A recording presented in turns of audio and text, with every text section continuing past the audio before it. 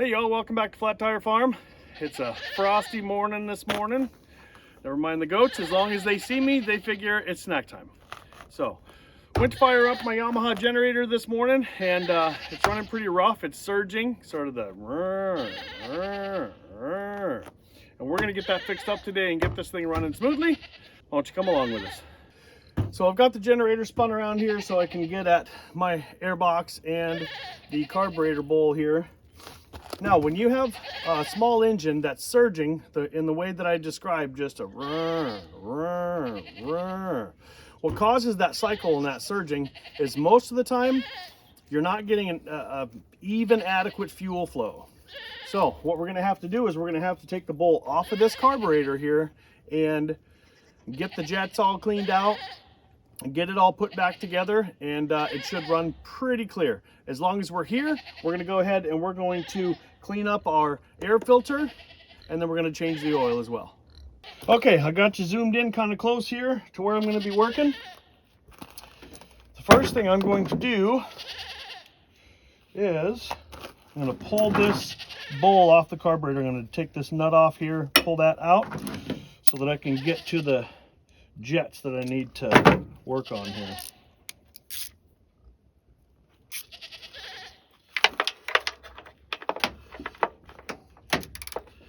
Now,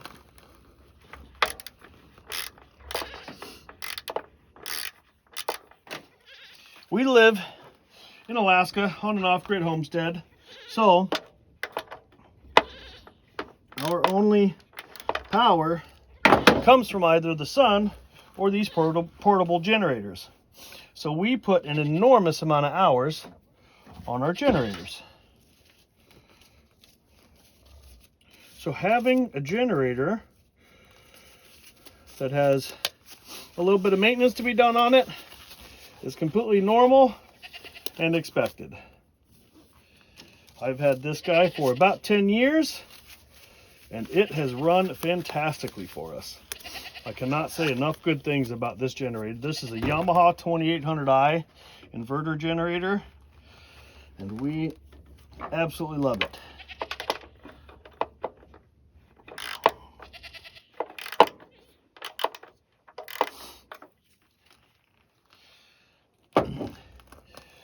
I need to block the camera here to get in here and drop this off.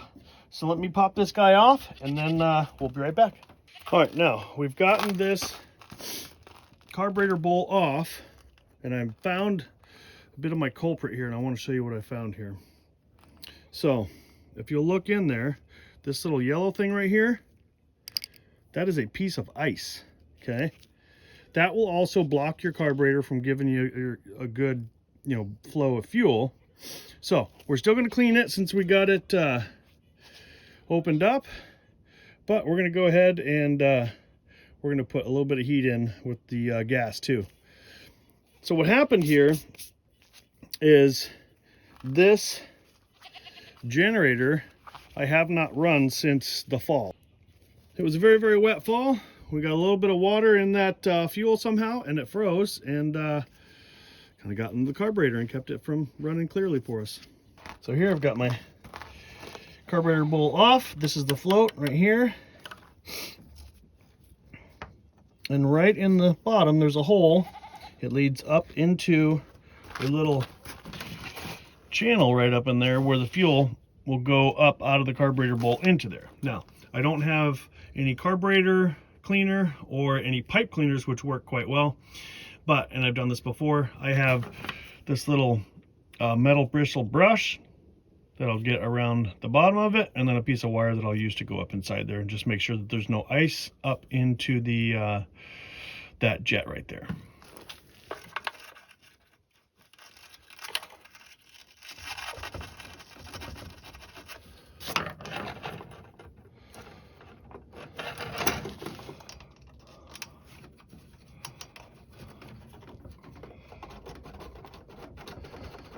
Okay, that looks good.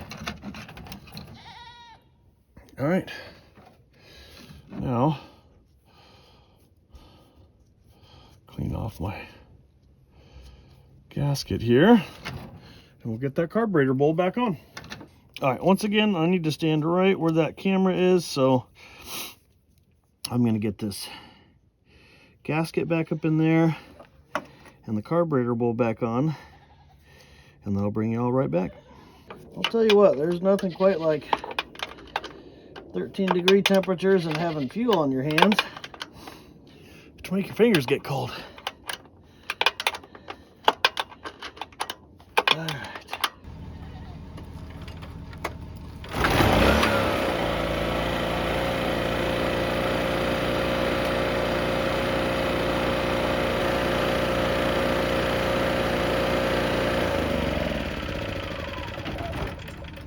So, let's go over what happened.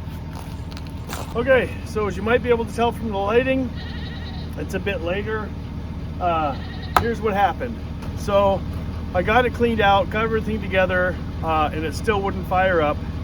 So, I pulled the fuel line off of the bottom of the tank at the shutoff, and I got nothing. So, the bottom of the tank was frozen up as well.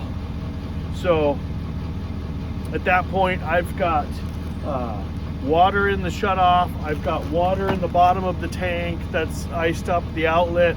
There's really not a whole lot that I could have done, so I got everything put back together. I started up the truck and put the generator inside just to warm it up and get all that ice melted back into water. When you put heat into your fuel tank, it can't really do anything with the water that's already frozen. So once you get that water thawed out to where it's actually water, then you can get it running again.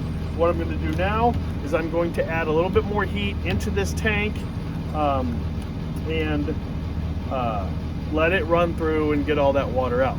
But before that, we'll go ahead and we'll finish up the rest of our maintenance stuff. We'll get the oil changed. I'll clean off the air filter, and then we'll be ready to put back into service. Okay, y'all, so the next thing that we're going to do is we're going to get this oil changed. I've got the generator sitting on my used oil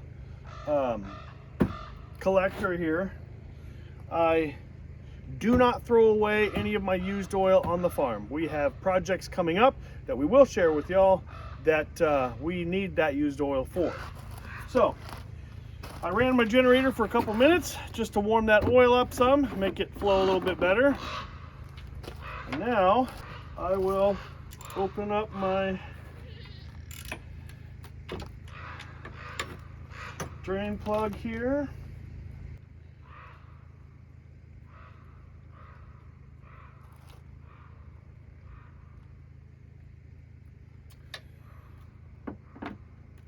Another thing that I like to do when I'm changing the oil is I will pull the oil filler cap off just to allow air to go in and allow that used oil to flow out a little bit easier. So while that oil is draining out, we're going to do the next step, which is cleaning the air filter. So it's a little bit hard to see, but my air filter box is right back here. I've already loosened the screws up on it. I'm going to open up that air box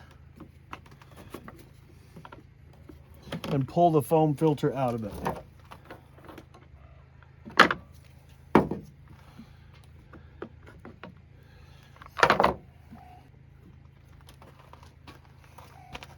Now, here's my foam filter. It's a little bit dirty. It's not too bad. This is something that you want to look up in your manual. Cleaning these foam air filters is pretty easy. Hot soapy water, just use a little bit of dish soap, clean it right up, and then try and rinse that detergent out with hot water as well and dry it off. The question is, what do you do from there? For some of these foam air filters, it calls for you to impregnate them with a light coat of oil. This does not, so we're going to go get this guy cleaned up and get him put back in there.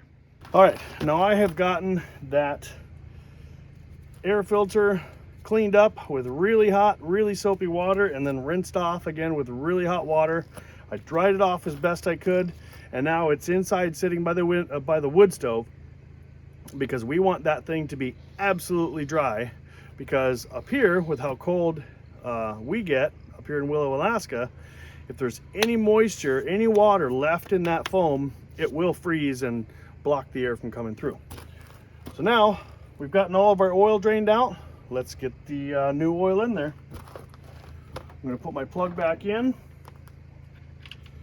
get my funnel and fill it up, this time with 530 oil.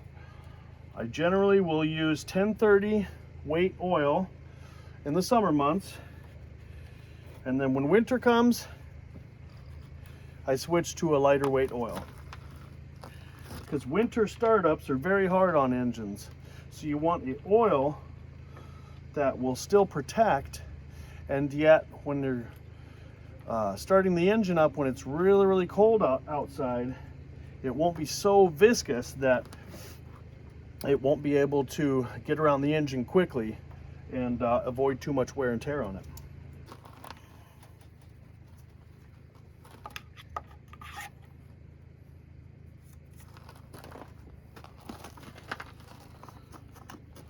There we go.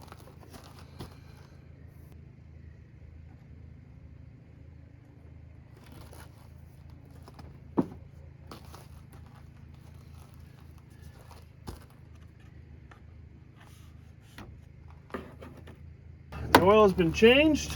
I've got my cleaned air filter right here. We're going to put him back in, put a little bit more heat in the gas tank, and then we'll swirl it around, and I want to run that for a couple hours to really flush the rest of that water out of the fuel system. Okay, y'all, there we have it. We're losing daylight here, so this is about wraps it up for me.